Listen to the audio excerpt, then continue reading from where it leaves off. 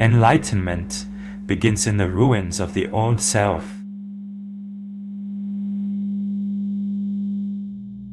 For many, the path to enlightenment starts with a crisis, exhaustion, grief, or the loneliness of seeing what others do not. This video explores the paradoxes that arise when we confront these challenges.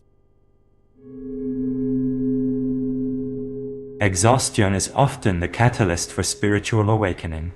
The body's limits force the mind to confront its illusions. In Sufism, this is seen as a necessary breaking down of the ego.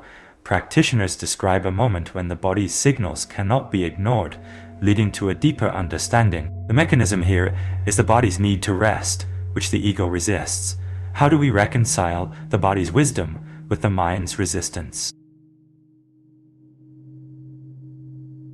Grief can be a transformative force, leading to a deeper understanding of impermanence. In Tibetan Buddhism, the practice involves confronting one's own suffering and the suffering of others. This tradition teaches that grief can be a path to compassion.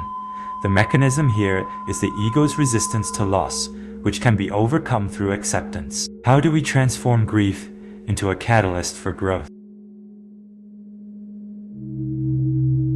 Confronting mortality can lead to a profound shift in perspective. In Stoicism, the practice of memento mori reminds us of our finite existence. This awareness can dissolve the ego's grip on identity. The mechanism here is the ego's fear of dissolution, which can be overcome through acceptance of impermanence. How do we navigate the fear of losing control?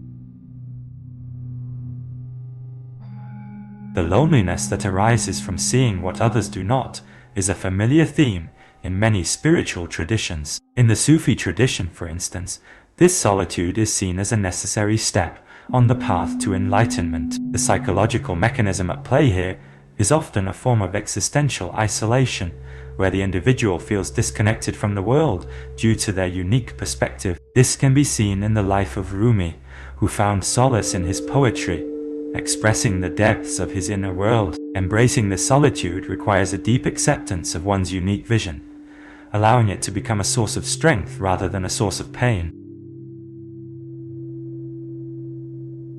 Enlightenment comes with a cost, the loss of the familiar and the comfort of the known. In Zen Buddhism, this is seen as a necessary part of the path. The mechanism here is the ego's resistance to change, which can be overcome through acceptance of the unknown. How do we face the cost of letting go of the old self? What remains when the old self is left behind?